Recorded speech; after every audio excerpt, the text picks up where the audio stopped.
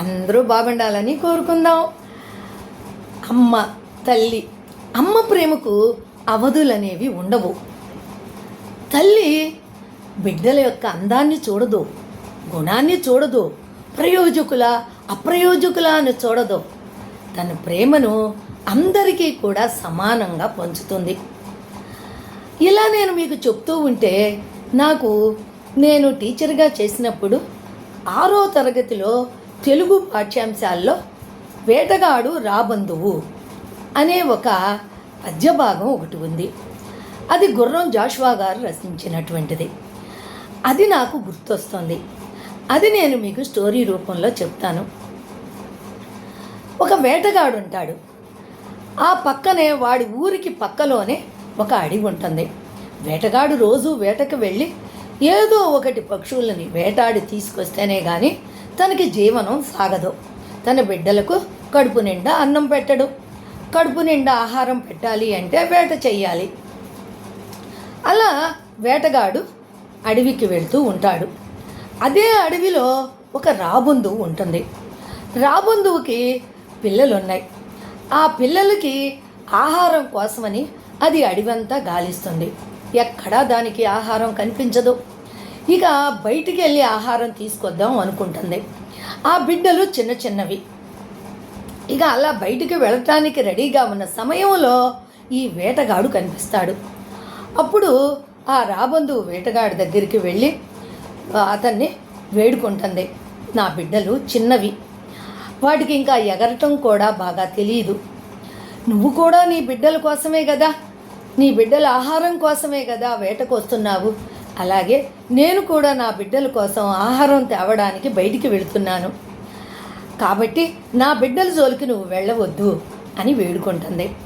అప్పుడు వేటగాడు సరే అని ఆ తల్లి మీద జాలిపడి, నేను నీ బిడ్డల జోలికి వెళ్ళను, కాబట్టి నీ బిడ్డలు ఎలా ఉంటారో నాకు తెలియజేయి, నేను అలాంటి వాటి జోలికి వెళ్ళను అని గుర్తులు అడుగుతాడు. అప్పుడు ఆ రాబంధువు నా బిడ్డలు ఈ ప్రపంచంలో అందరికంటే కూడా అందమైనవి అని చెప్తుంది. ఓహో, అలా అయితే నేను ఈ అడవిలో ఉన్న అందమైన పక్షి జోలికి వెళ్ళను అని చెప్పి తను వెళ్ళిపోతాడు. అలాగే రాబంధువు కూడా ఊరు బయటికి వెళ్ళి ఆహారాన్ని తీసుకుని తిరిగి వచ్చేటప్పటికి సాయంత్రం అవుతుంది.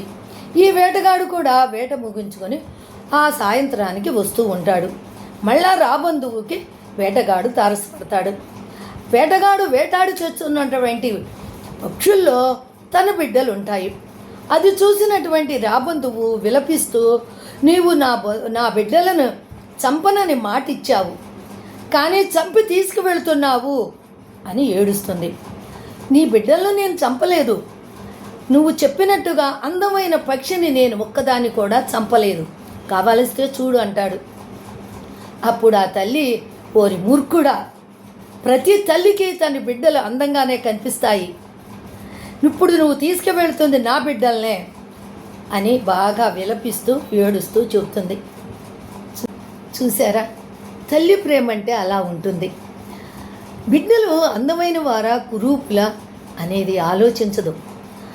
చూడండి, పెద్దలు ఒక మాట చెప్తారు, కాకి పిల్ల కాకికి ముద్దు అని. తల్లికి ఎంతమంది సంతానం ఉన్నా కూడా అందరికీ అనురాగ ఆప్యాయతలను పంచుతుంది. అది ఒక్క తల్లికి మాత్రమే సాధ్యమవుతుంది. మరి కురుక్షేత్ర యుద్ధం అయిపోయిన తరువాత గాంధారి తన 9 కొడుకులను కోల్పోయి శ్రీకృష్ణుని వద్దకు వచ్చి, కృష్ణ, దీనంతటికీ కారకుడువు నువ్వే, నా 9 కొడుకులు చనిపోవడానికి కారకుడువు నువ్వే, ఈ తల్లి క్షోభ నీకు అర్థం కావడం లేదు అని విలపిస్తుంది. అప్పుడు శ్రీకృష్ణుల వారు, నీ కుమారులు చేసినటువంటి కర్మ ఫలాన్నే వాళ్ళు అనుభవించారు, వారి యొక్క చెడ్డ బుద్ధులే వాళ్ళ వినాశనానికి దారితీసినయి అని అంటాడు. అప్పుడు గాంధారి, తల్లికి తన బిడ్డలు ఎలాంటి వారైనా కూడా, ప్రయోజకులైనా అప్రయోజకులైనా కూడా తన బిడ్డల మీద ప్రేమను సమానంగా పంచుతుంది. అంతేగాని వారు ఎలాంటి వారు అనేది చూడదు అని ఒక మాట అంటుంది. చూసారా, తల్లి ప్రేమ అంటే అది అవధులు లేనిది. తల్లి ప్రేమ అంటే చంద్రుని కన్నా మచ్చ ఉంటుందేమో కానీ తల్లి ప్రేమకు మచ్చ అనేది ఉండదు.